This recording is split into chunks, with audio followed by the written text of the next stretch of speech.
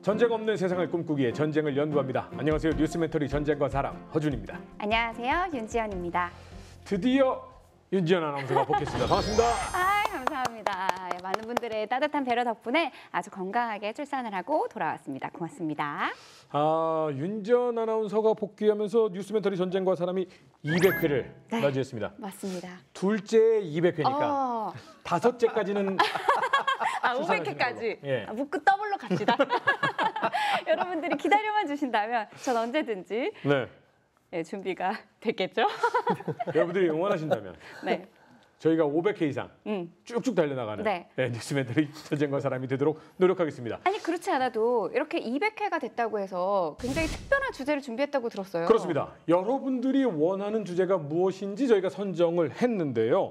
투표를 통해서 선정한 아이템 진행할 예정인데 먼저 함께해 주실 분들을 소개해 올려야죠. 좋습니다. 특별한 이 시간 특별한 분들과 함께 해야겠죠. 임용환 소장님, 임철근 연구원님 모셨습니다. 어서 오세요. 안녕하세요.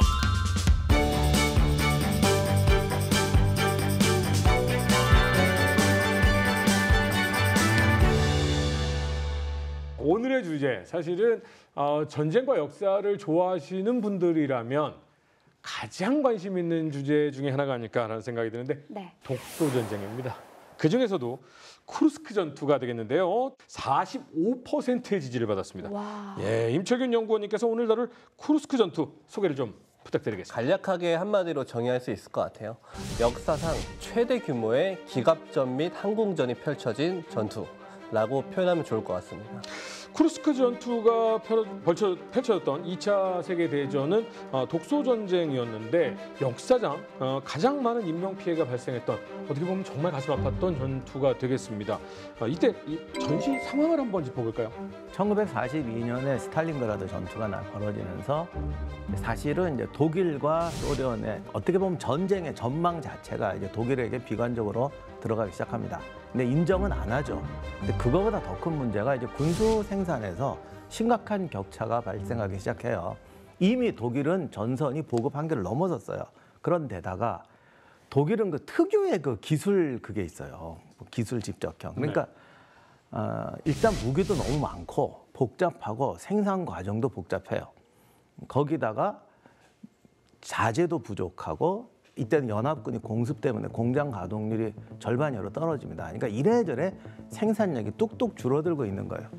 여기에 대해서 소련은 일단 성능이 부족하지도 않아요. 오히려 이때 전차, 특히 T-34 나오면서는 성능면에서 압도하게 되고 거기다가 생산 능력은 상상할 수 없을 정도로 올라갑니다. 독일은 너무 복잡해. 근데 러시아는 극도로 단순화해요. 이 단순화의 두 가지 비결이 있는데 일단 설계 자체를 단순화해요. 그다음에 생산에서 미국이 왕창 뭘 대주거든요. 소련이 줄 것만 줘라. 그러니까 트럭, 집차, 그다음에 도로, 항만 니네가 다 해줘라. 그럼 니네 뭐 할래? 우린 오직 전차나 무기 생산에 집중하겠다. 또 전차도 T-34하고 KV 딱 두 종류만 집중을 해버립니다. 그러니까 성능도 안 떨어지는데 T-34 같은 경우 생산량이 월 2,000대예요. 근데 독일은 월 200대 간신히 올라가요. 너무 차이 나네. 예, 거기다가 이 대안으로 이제 우리는 그럼 진로 승부하겠다. 그래서 타이거로 가는데 타이거 생산 능력 월 25대예요. 뭐 이렇게 되니까 뭐라고 하냐, 악순환이 겹치면서 전세가 역전되기 시작하는데 그럼에도 불구하고 역시 독일군은 독일군이어서 쉽게 이제 지지는 않습니다. 근데 어찌됐건 스탈린그라드에서 이렇게 전투가 벌어지고 나서 의외로 소련군이 여기서 잘 버티는 거예요. 그러니까 스탈린이 여기서 고무가 돼가지고 반격 한번 해봐라. 티모셴코에게 지시를 합니다. 반격해서 하르키우를 탈환해라고 지시를 하니까 제2차 하르키우 공세를 티모셴코가 대공세를 가죠. 근데 거기서 참패를 합니다. 참모 조직이 뒷받침이 안 돼 있었어요, 아직. 애들이 너무 수준이 떨어지다 보니까 제대로 된 공세 작전 계획을 못 수립한 거예요. 그래서 무려 2개의 완편 야전군 그리고 2개의 신편 기갑 군단이 전면을 하고 60만 명 이상의 사상자와 1,200대 이상의 전차를 손실을 합니다.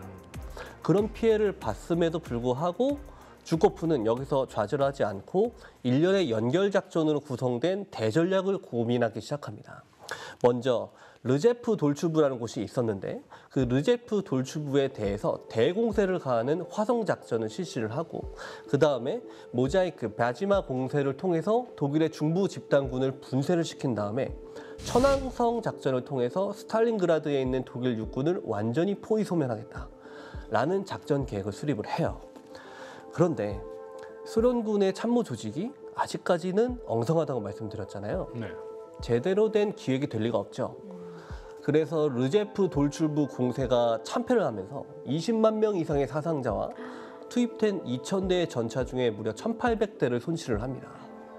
그러나 그 이후에 실시된 소토성 작전이 12월 16일 날 진행이 되는데 이걸 성공시키면서 독일의 후방 지역을 완전히 휩쓸어 버립니다.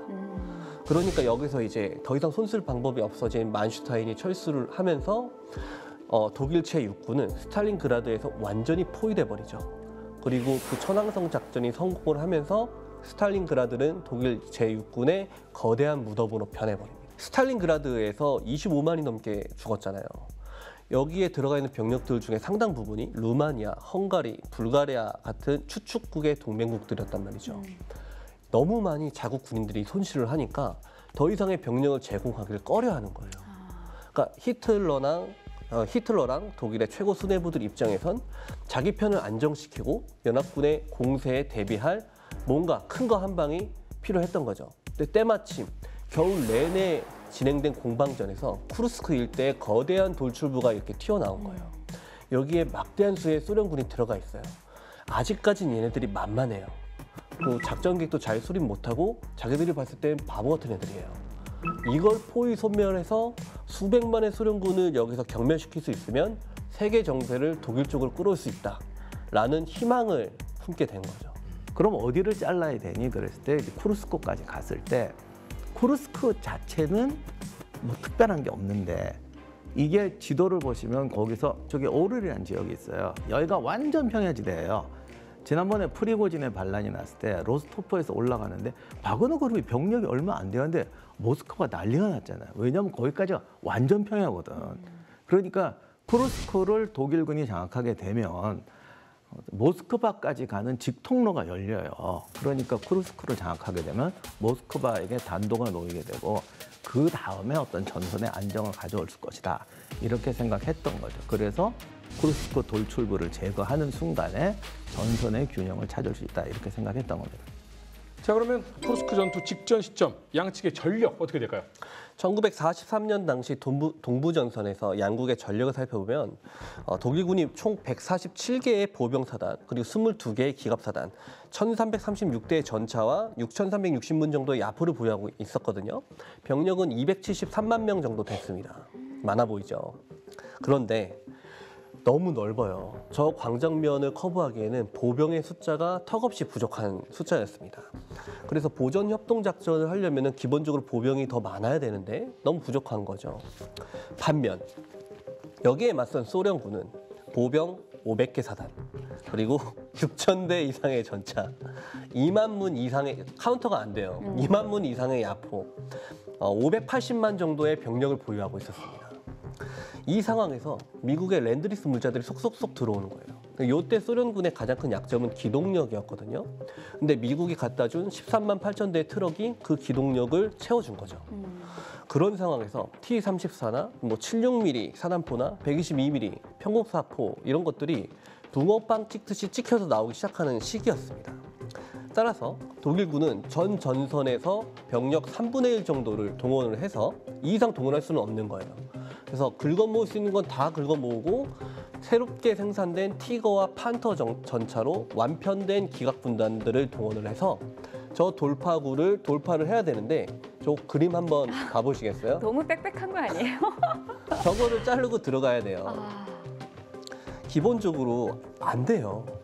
방어부대가 공격부대보다 더 약해야 되는데 공격부대가 방어부대보다 숫자가 약해요. 네. 소련군은 전체 병력 중에 22.4%밖에 동원하지 않았어요. 더 결정적인 거는 처음에 만슈타인이 생각했던 건 1단계, 2단계, 3단계에서 라스푸체 오기 전에 끝내는 거였는데 네. 못 갔단 말이죠. 네. 그러면 쿠르스크 돌출부로 이제 계속 병력이 모이잖아. 이렇게 되면 소련군에게 준비할 시간을 주기 때문에 사실 이길 확률이 없어요. 네. 근데 이때 만슈타인이 조금 나중에 자기가 좀 반성했지만 히틀러한테 강하게 나갔어야 됐는데 근데 사실 어떻게 보면 그 자리에서 어떻게 얘기합니까? 이미 갈 때까지 가고 있었어. 이제 안 된다. 공격은 안 되고 우리는 무조건 선수비, 땅 내주고 자르는 방법밖에 없다 그랬더니 히틀러가 지난번에 나 한번 들어줬는데 더 이상은 들어줄 수 없다. 이래가지고 이제 이미 지는 싸움으로 시작되고 있었어요. 그러니까 지금 말씀하신 대로 사실 스피드가 제일 생명이었고 우리는 이제 미래를 알기에 말을 할 수 있지만 이제 독일이 그냥 빨리 나갔으면 어땠을까라는 생각도 있지만 박사님 말씀하신 대로 이 전략을 보강하기 위해 시간을 계속해서 미루는 것이 어떻게 보면 소련군한테는 방어할 수 있는 시간과 더 많은 전력을 준비할 수 있게 하는 그런 셈을 준 거잖아요. 그렇죠. 각각의 5개 야전군으로 편성된 로코소프스키가 지휘하는 중부 전선군, 그 바투틴이 지휘하는 보로네시 전선군을 배치를 했고요. 이 2개의 전선군을 연결할 저 코 부분 있죠? 앞에 튀어나와 있는 돌출부 지역에 제60, 제65 군단을 배치를 해서 15개 소총병 사단을 배치를 합니다. 그래서 방어선을 연결을 했어요. 여기까지는 쿠르스크 돌출부 방어부대고요. 주코프는 이 강력한 방어지대를 모루로 삼아서 박사님께서 오렐 지역 말씀하셨잖아요. 거기에 서부 전선군 등의 2개의 전선군을 별도로 배치를 합니다. 그래서 쿠트쇼프 공세라는 것을 준비를 또 해요. 독일군이 휩쓸고 쿠르스크 지역으로 휩쓸고 들어오면 그 뒤를 잘라서 포위 소멸하겠다는 거죠. 근데 이마저도 불안했는지 스타브카는 대규모의 지역 예비군을 또 별도로 조성을 합니다. 이걸 스텝 전선군이라고 하는데 여기에 야전군 5개, 그리고 제5 근위전차군, 3개의 독립기갑군단, 3개의 기계화군단, 항공군단으로 편성된 60만의 병력과 1,600대 이상의 기갑전투 차량들을 또 별도로 준비를 합니다. 지금 물량이 차곡차곡 쌓여가고 방어 라인이 갖춰지는 모습만 봤을 때 질적 차이로 이거를 넘어서기 쉽지 않아 보이거든요. 당연하죠. 저거를 공격해서 들어갈 지휘관은 단 한 명도 없을 겁니다. 네. 저게 갖춰진 상태에서는. 그런데 만슈타인이 사실 이 작전을 먼저 제안했었어요. 이게 강석 저렇게 배치되기 전에 43년 3월에 히틀러를 찾아갑니다. 총통, 저 탄력적인 공세방어를 적용을 해서 소련군을 쿠르스크에서 경멸을 시켜야 됩니다. 소련의 물량이 우리가 감당할 수 없이 커지기 전에, 그 연합군이 서유럽에 상륙하기 전에 신속하게 뭔가를 해야 됩니다. 라고 주장을 하니까 그렇게 라고 하면서 이제 작전 명령 5호를 발령을 해요. 네. 그런데 명확한 공격 목표를 부여해주지 않았어요, 히틀러가. 그 사이에 정작 제안한 만슈타인은 백내장 치료 때문에 독일로 잠깐 귀국했어요. 이게 유야무야해지다가 그러다가 그 사이에 육군 참모총장 자이칠러 장군이 계셨는데 이 자이칠러 장군이 이 얘기를 또 들은 거예요. 쿠르스크? 그래? 괜찮아 보이는데? 12개 기갑사단이면 될 것 같은데? 하면서 그 사이에 이 사람이 여기에 집중하기 시작한 거예요. 육군 참모총장이 밀어붙이니까 당연히 되겠죠? 네. 그래서 작전명령 6호가 내려갑니다. 그때부터 코드네임 시타델이라고 내려간 거예요. 오퍼레이션 시타델. 그러니까 원래는 3월 달에 들어갔으면 그래 만슈타인 입장에서는 가능하다라고 생각했는데 이미 이게 4월, 5월 지금 몇 달이 지나가고 있는 과정이군요. 그렇죠. 그리고 원래 그것도 대안이었어요. 원래 만슈타인 생각이 아니야. 히틀러가 공격하려니까 할 수 없이 찍은 거란 말이에요. 이미 승패가 난 것 같은 이 느낌의 작전, 독일이 어떻게 구상하는지 독일군의 구상 한번 들어보죠. 이렇게 되면 이미 다 끝난 얘기 같지만 사실 이제부터 진짜입니다. 이런 불리한 상황에서도 전투가 어떻게 진행되느냐가 정말 중요해요. 이런 비유는 정말 죄송합니다만 전투라는 건 역사상 정말 말도 안 되는 전투를 역전해낸 역사가 너무 많이 있습니다. 그렇죠. 그래서 말도 안 되는 전투였기 때문에 시작하자마자 끝났다 그러면 오늘 우리가 이걸 할 필요가 없죠. 네. 그런데 어쨌든 독일군은 무시무시한 계획을 세웁니다. 그래서 이 돌출부를 처리하는데 뭐 간단히 말하면 위에서 햄머로 치고 아래쪽에서 자른다. 말은 쉬운데 저도 할 수 있겠어요, 이제. 문제는 이걸 몇십만 명을 동원해서 하는 거예요. 네.